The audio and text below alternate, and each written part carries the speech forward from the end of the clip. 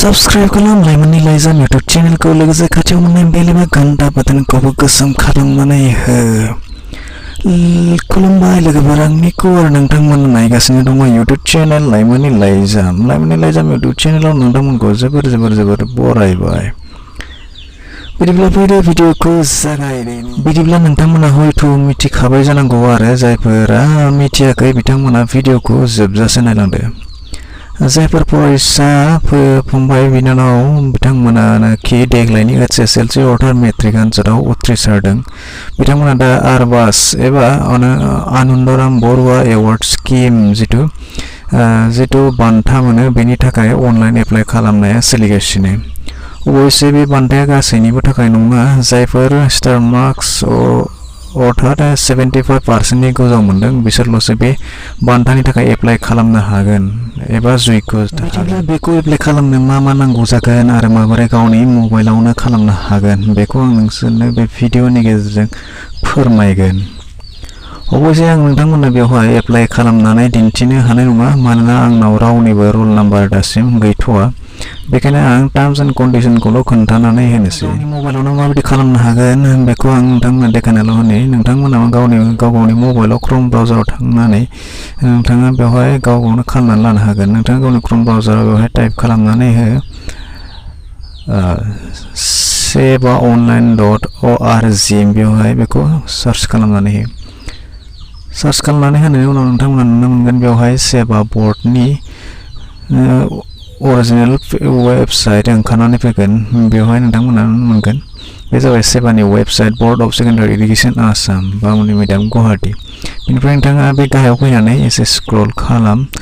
नै बिथिंजाय लेफ्ट साइडआव नुनो मोनगोन नोंथांमोना रेड कालारनि जिथु सेकेन्ड नाम्बाराव दङ apply for Anandaram Baruah award scheme 2020 बेवहाय नोंथाङा क्लिक खालामनानै हो।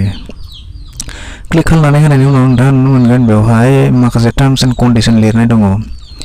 बेवहाय होनानै दोनखादों जायफोरा स्टार्ट अर distinction हल्डार in the HSLC AHM अर्थात हाई माद्रासा जायफोर दङ examination 2020 are eligible to log in and apply. जायफोरानोखि HSLC अर्थात AHM बेवहाय स्टार एबा डिस्टिंक्शन मार्क मोनदोंमोन बिथांमोनाल'सो बेवहाय एप्लाइ खालामनो हागोन। Through this portal however if you are unable to log in spite of being eligible kindly contact. आरो जायफोर बिथांमोनानोखि मार्कआ दङ नाथाय एप्लाइ खालामनो हायाखै बिथांमोनखौ सेवा बर्डनि वेबसाइटआव थांनानै मोजां मिन्थिनानै लानो थाखाय खावलायदों। बेनिफ्राय नम्बर 2 दङ make sure that you type the roll number correctly as per your admit card also enter you। नोंथाङा जाय रोल नम्बरखौ टाइप खालामदों बे रोल नम्बरा गावनि एडमिटआव थानाय जानांगोन। बेवहाय date of birth using the calendar tools the date of birth should exactly match with your admit card। बेनिफ्राय जितु एडमिटआव रोल डेट अफ बार्थ दङ बे डेट अफ बार्थआ एडमिटआव थानाय बायदि कारेक्ट जाथारनांगोन होननानै बुंदों। Candidate should have a bank account in his her name as per admit card। लोगोसे जाय बिथाङानोखि एप्लाइ खालामगोन बिथाङा मोनसे बेंक एकाउन्ट थानांगोन। बे बेंक एकाउन्टआनो जायफोर माने एडमिट कार्डआव जेरैबायदि नाम दङ ना गावनि नाम बे एडमिट कार्डनि नामजों एक्जेक्ट जाथारनांगोन। Bank account in any other name or identity will not be accepted. बे नामा जुदि एसेबाबो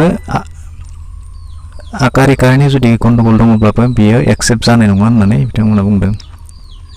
Kindly keep a scan image of the front page of bank account passbook with the scan। बेवहाय नोंथांमोना पासबुकनि जितु एकाउन्टनि पासबुकनि फ्रन्ट कपिखौ बेवहाय स्केन खालामनानै हरफानांगोननि खोथा बुंदों।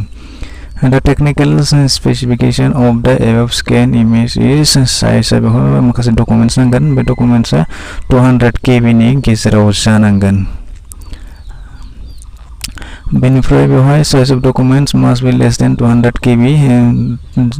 जेखि डकुमेन्ट्स माने बे डकुमेन्ट्सआ 20 KB नि समान जानांगोन।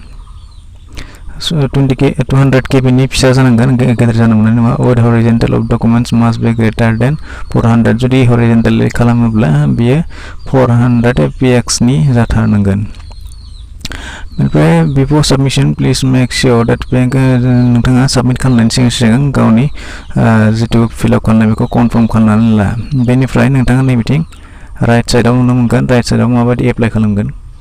सिगां नोंथाङा बेवहाय होनाय दङ रल, बेवहाय नोंथांनि मा रल कड जेराव गोलैयो बेखौ नोंथाङा सेलेक्ट खालामनानै हो। बेनिफ्राय बिथिंजाय नाम्बार थागोन।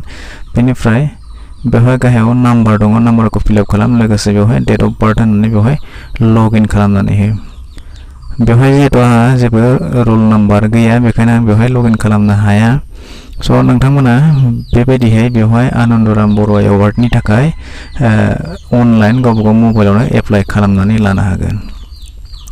थ' बिदिब्ला दिनैनि भिडिअ बेखिनियानोमोन। नोंथाङा जानांगौ बुजिनो हाबाय माबायदि गावनि मबाइलावनो अनलाइन एप्लाइ खालामनो हागोन। बिदिब्ला दिनैनि भिडिअ एसेनोसै। जुदि भिडिअखौ मोजां मोनोब्ला लाइक खालाम। लोगोसे माबाफोर डाउट दङब्ला कमेन्ट सेक्सनाव थांनानै सोंनो हागोन। लोगोसे नोंथांनि लोगोनोबो बे भिडिअखौ शेयार खालामनो दाबाव।